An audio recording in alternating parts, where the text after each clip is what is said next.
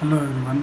Last video में हमने देखा था कि कूलम के नियम का सदिश निरूपण कैसे किया जाता है और अपने पास रिजल्ट आया था F12 इक्वल टू के Q1 Q2 upon mod of R2 minus R1 का whole cube into R2 minus R1। ठीक है, और हमने कुछ लिमिटेशंस देखे थे कूलम के नियम की कि कूलम का नियम किन किन बातों पर निर्भर करेगा। पहला हमने देखा था कि दोनों जो चार्ज है, आवेश है, वो क्या हो, स्थिर हो। स्टैटिक चार्ज के लिए ये लागू होता है। दूसरा, दोनों में से अगर कोई एक चार्ज मूविंग है और दूसरा स्टेबल है या स्टैटिक है तो भी कूलम्स लॉ उस पर लागू हो सकता है। और तीसरा हमने देखा था कि if both charges are in motion then Coulomb's law is not valid. Now today we are discussing some examples related to Coulomb's law. Question number 1.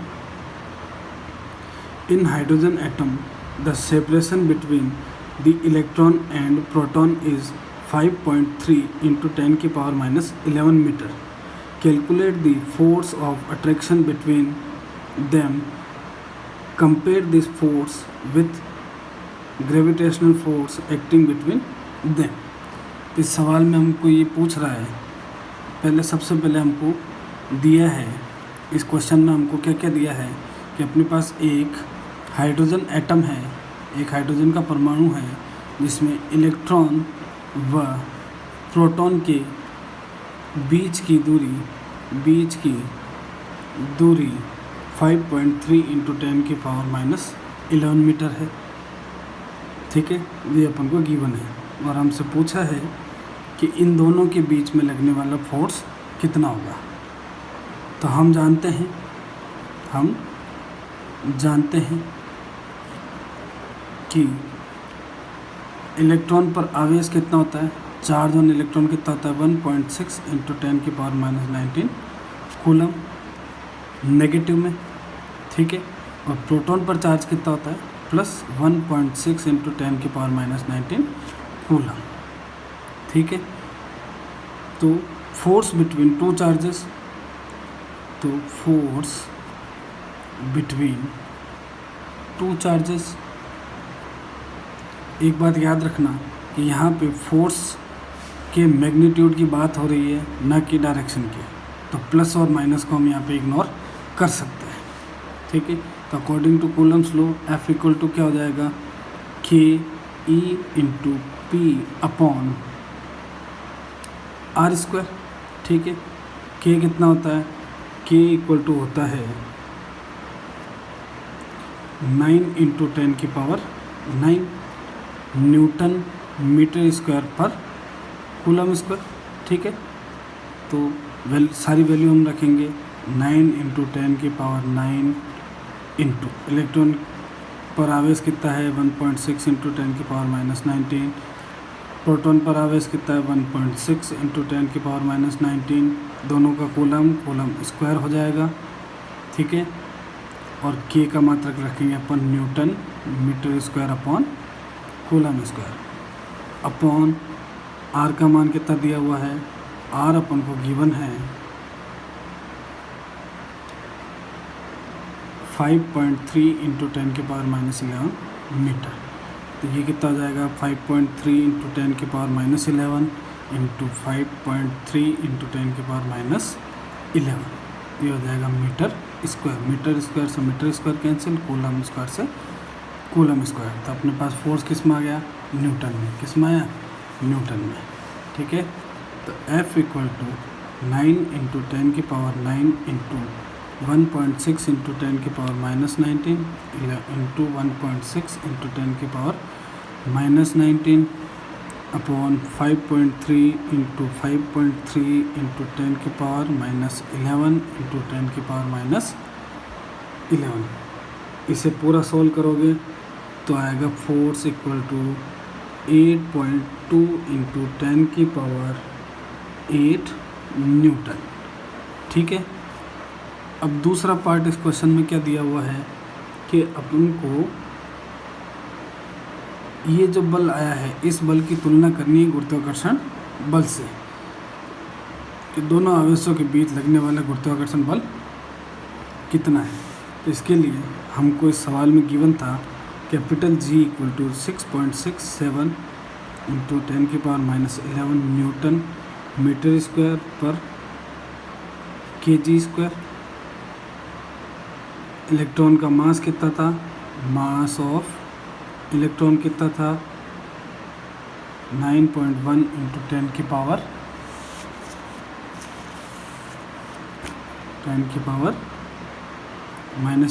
kg। और प्रोटॉन का मास कितना था, proton mass of proton P equal to था 1.67 into 10⁻27 kg।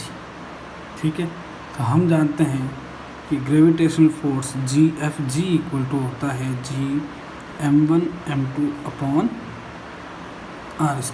इसको equation number 1 दे देते हैं।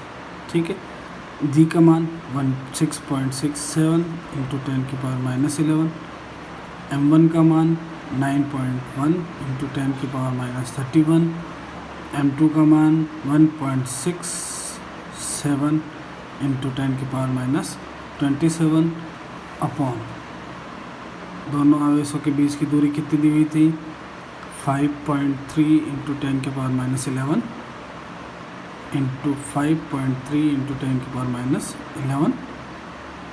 ठीक है, यहाँ मात्रक फिर से वही आ जाएगा, ये इसकी तरह कट कुटा के अपने पास आ जाएगा न्यूटन। तो इसकी जो वैल्यू आएगी अपने पास वो आएगी Fg equal to 2.3.6 into 10⁻47 newton. इसको दे देते हैं अपन क्वेश्चन नंबर 2। हमको क्या पूछा है कि तुलना कीजिए इन दोनों के आवेशों के बीच लगने वाले बलों की। क्या करनी है अपन को, तुलना। तो समीकरण 1 डिवाइडेड बाय समीकरण 2।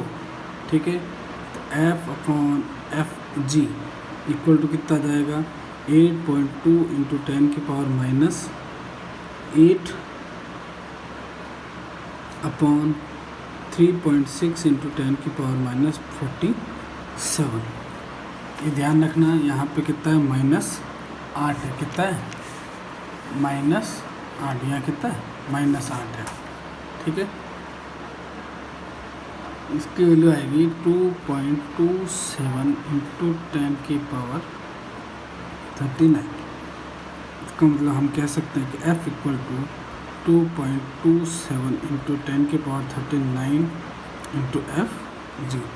मतलब कि दो आवेशों के बीच लगने वाला कूलम्ब बल या फिर विद्युत बल का मान गुरुत्वाकर्षण बल के मान से 2.27 इंटू 10⁻39 न्यूटन अधिक होता है। ठीक है, समझ में आया। सब लोग एक बार इसे अपनी कॉपी में लिखें और इसको एक बार ढंग से वापस पढ़ के सोल्व करें। Question number 2, example number 2। Example number 2 क्या कह रहा है कि 2 positive ions of same charge repel each other by a force of 3.7 into 10⁻�9 Newton when they are 5 angstrom apart. How many electrons are less on each ion compared to their natural atoms? ठीक है, तो अब इस question में हमको क्या निकालना है, इस क्वेश्चन में हमको क्या निकालना है, कुल चार्ज निकालना है। क्या निकालना है, कुल चार्ज। अब कुल चार्ज कैसे निकलेगा, क्या दिया हुआ क्या है कि दोनों आवेशों के बीच में लगने वाला फोर्स, आवेशों के बीच लगने वाला फोर्स कितना है F equal to 3.7 into 10⁻�9 newton. ठीक है, इन दोनों के बीच की डिस्टेंस कितनी है 5 एंगस्ट्रॉम। और हम जानते हैं 1 angstrom equal to 1 into 10⁻⁻10 metre. तो R equal to 5 into 10⁻⁻10 metre. ठीक है, और हम जानते हैं F इक्वल टू क्या होता है, K Q1 Q2 upon R square. और क्वेश्चन में गिवन क्या है, Q1 equal to Q2 equal to Q, दोनों आवेश क्या है, एक समान, आवेश क्या है, एक समान। तो K Q square upon R square F। ठीक है भाई, कोई दिक्कत हो तो मुझे ज़रूर बताए। मान रखो Q square equal to F into R square upon K, total value रखोगे तो अपने पास आएगी F का मान कितना है, 3.7 इंटू 10 की पावर माइनस 9। ठीक, R की वैल्यू कितनी है, 5 इंटू 10 की पावर माइनस 10 इंटू 10 की पावर माइनस 10 अपॉन K की वैल्यू कितनी होती है, 9 इंटू 10 की पावर 9। तो ये कितना जाएगा, देखो ध्यान से, ये 9 ऊपर जाएगा। चलो मैं सोल्व कर देता हूँ उसको। 25 इंटू 3.7 बटे 9 इंटू 10 की घात माइनस 9 इंटू ये 9 ऊपर जाएगा तो 10 की घात माइनस 9 इंटू 10 की घात माइनस 10 इंटू 10 की घात माइनस 10 और ये मान किसका है, इसका मान है Q स्क्वायर का। तो Q की वैल्यू क्या आ जाएगी, under root 25 into 3.7 by 9 into 10 की पावर माइनस 38। इसे सॉल्व करोगे तो Q की वैल्यू आएगी 3.2 इंटू 10 की पावर 19 कूलम। ये आपका क्या हो जाएगा, आंसर। ठीक है, किसी को कोई दिक्कत हो तो मेरे को कमेंट बॉक्स में ज़रूर बताएं। कोई भी दिक्कत हो तो मुझे कमेंट बॉक्स में ज़रूर लिखें। चलो अगला सवाल है क्वेश्चन नंबर 3। क्वेश्चन नंबर 3 क्या कहता है कि the force between two point charges placed in a free space is 18 Newton. दो चार्ज के बीच में जो फोर्स है वो कितना है, F equal to 18 newton. Keeping the same separation between them if these charges are placed in glass medium of dielectric constant 6।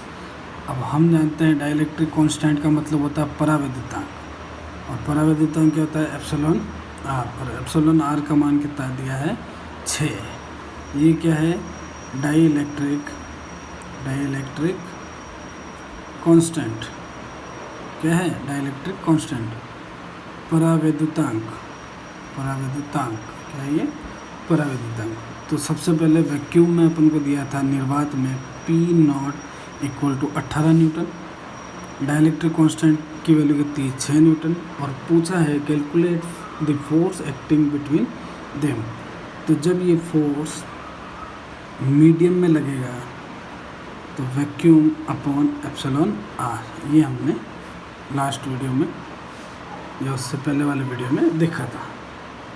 ठीक है, सारी वैल्यू रखो, 8 newton upon 6 equal to 3 newton, बताया 3 न्यूटन। तो माध्यम में दोनों आवेशों के बीच में फोर्स कितना आ जाएगा, 3 Newton. Force between charges in medium is 3 Newton. ठीक है, कोई दिक्कत किसी को भी तो मुझे ज़रूर लिखें।